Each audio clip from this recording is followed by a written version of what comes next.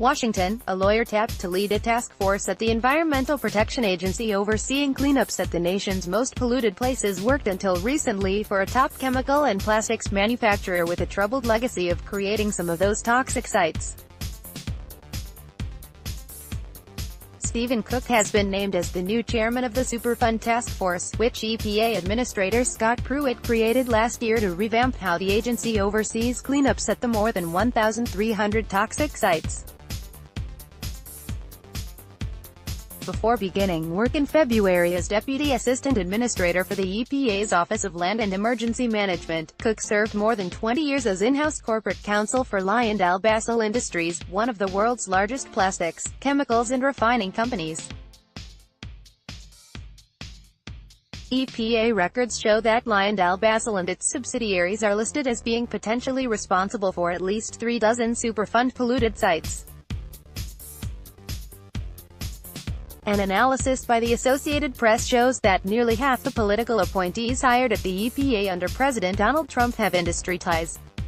Of more than 60 EPA hires, about one-third worked as registered lobbyists or lawyers for chemical manufacturers, fossil fuel producers or other EPA-regulated companies.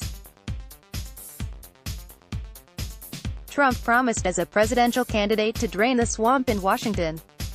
An executive order signed 2 weeks after his inauguration bars former lobbyists and corporate lawyers from participating in any matter they worked on for private clients within 2 years of going to work for the government. The request of the AP, the EPA provided a copy of an April 20 memo Cook signed recusing himself from participating in regulatory matters involving LyondellBasell. However, as stated in the letter, Cook can participate in matters affecting his former employer as long as his actions would also affect at least 5 similarly situated companies. All EPA employees receive ethics briefings when they start and continually work with our ethics office regarding any potential conflicts they may encounter while employed here, said Lincoln Ferguson, an EPA spokesman. Stephen Cook is no different. It was not immediately clear whether Cook would be allowed to participate in decisions involving LyondellBasell, anyway.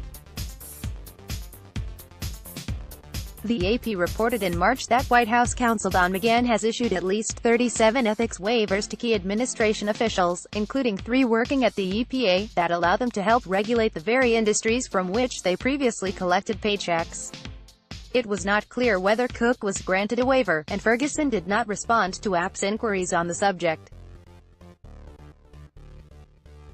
Lyondell Chemical Co., a Houston-based subsidiary of LyondellBasell, agreed to pay $250 million in 2010 to settle environmental claims and provide cleanup funds for 15 properties across the country as part of bankruptcy proceedings. Another subsidiary of the Dutch chemicals conglomerate, Equistar Chemicals, agreed in 2007 to spend more than $125 million on pollution controls and cleanup costs to address a myriad of air, water and hazardous waste violations at 7 petrochemical plants in Texas, Illinois, Iowa and Louisiana. Court filings made as part of the company's legal settlement with the Justice Department and the EPA listed Cook as the primary contact for Equistar. LyondellBasell subsidiaries are identified as a responsible party on a number of Superfund sites. The company set aside funds for cleanups before emerging from bankruptcy. LyondellBasell resolved its Superfund obligations nearly a decade ago, said Patty Sheelance, a corporate spokesman in Houston. The company does not currently have any such obligations. Cook is taking over as chairman of the Superfund Task Force after the resignation of Albert Kelly, a longtime friend and business associate of Pruitt's. The AP reported in August that federal banking regulators had banned Kelly, previously the chairman of Oklahoma-based Spirit Bank, from banking for life. At the time Kelly quit his EPA job, members of Congress had been pressing for details about what led to the banking sanctions. Cook's appointment to lead the task force was first reported by Bloomberg News. He is currently the top political appointee at the EPA's Land and Emergency Management Office, which oversees the agency's response to chemical spills and oversees management of the Superfund program.